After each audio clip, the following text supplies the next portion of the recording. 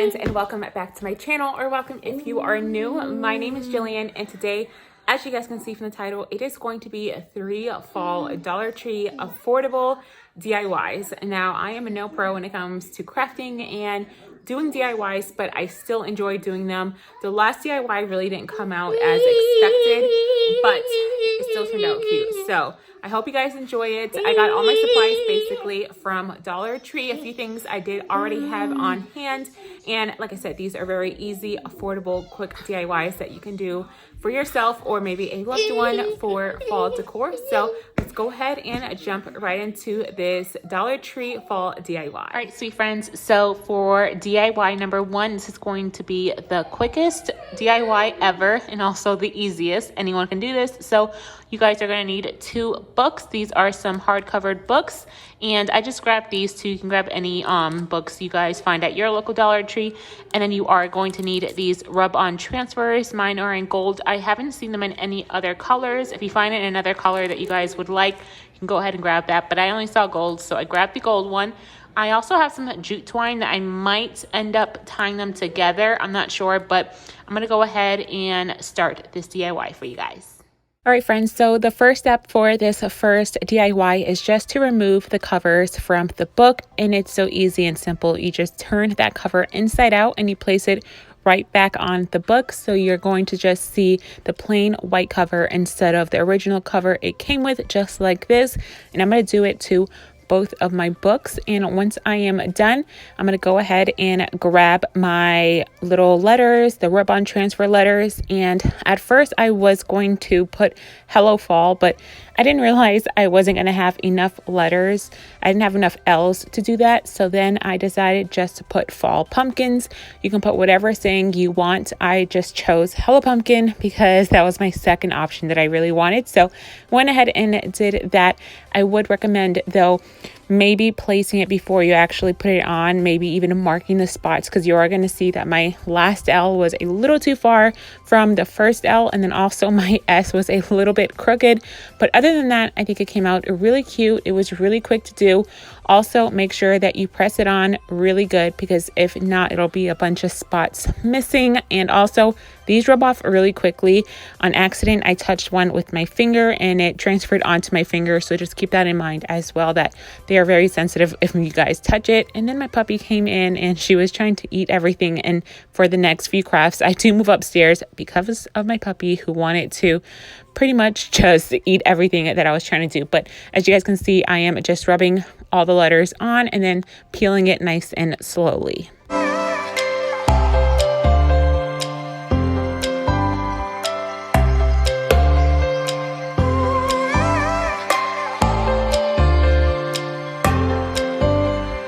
So I also decided to go ahead and grab my jute twine, and I tied it on top, and I think this just completed the look. I love the way this turned out for only $3. I think it's so cute. I already had the jute twine on hand, so I did not have to go out and purchase that. So all I had to do was buy the books and the rub-on transfer letters. So for this next craft, you are going to need one of these wooden little decorative signs from Dollar Tree. You will also need some pumpkins. I wanted another set of the white ones, but I couldn't find any, so I just grabbed the orange ones. I'll probably paint. You will need some type of paint. I am using chalk paint, and it is Waverly. This one is in silver lining, and then this one is in just white. You will also need some jute twine. I'm not sure if I'm going to use this, but I just got this greenery from Walmart. Some paint brushes. You also need something to make holes in your sign. I just have this. I don't know what it's called, but I grabbed this, some hot glue sticks, some type of sanding paper, also this little organizing basket. And then if you would like to put a saying on it, you'll also need these metal words. It comes in a set of 3. So, oh, and then also a hot glue gun. So that is everything you guys will need for this project. So the first step for this second DIY is just to go ahead and remove the string that is on top to hang it. Unless you guys are planning to hang it, then you could totally leave that, but I plan on just propping it up in a corner in my kitchen, so I did remove that. And I went ahead and took my chalk paint and I painted the opposite side of the board. So I just flipped it over to where it wasn't designed, just because I felt like it would paint better like that. And I went in with both my white and gray paint. If you guys are doing this, I suggest waiting for it to dry completely. I was impatient and waiting for it to dry completely, so I did go into sandpaper before it was fully dried, but it still turned out really cute. I went ahead and grabbed my basket and I tried to mark where I wanted it. I do wish I would have marked it a little bit higher, but it still turned out cute. Like I said, I went in with that little tool I showed you guys, but the holes were too small, so I did end up having to go in with some scissors just to make the holes a little bit bigger so I could fit the string through those holes to hang the basket.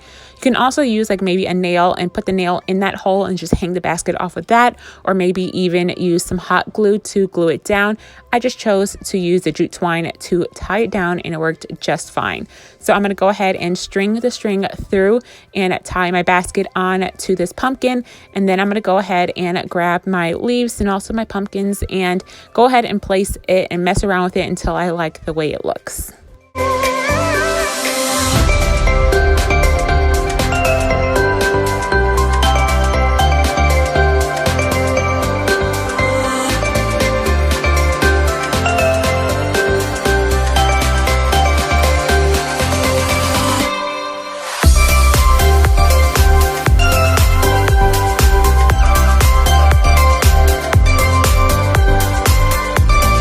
So I did originally plan on putting these pumpkins in the basket and I painted it with the chalk paint, but I didn't really like the way it turned out. I felt like it was clashing too much because obviously I painted the pumpkin with the same colors. So I went ahead and grabbed my other pumpkins I had on hand and I threw those in the basket, and I just felt like it looked much better than the ones that I painted.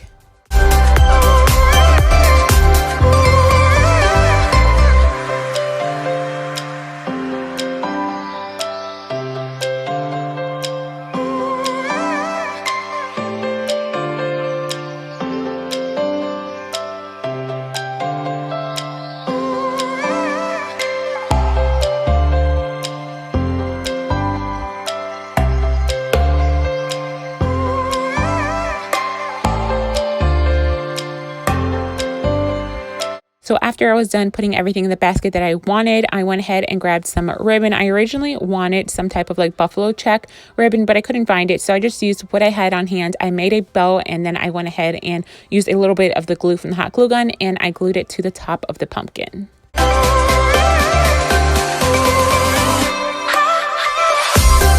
And this is how the final results turned out. I think I'm going to go back in with a sandpaper and just sand it down a little bit more, but I do like the way it turned out. Super cute.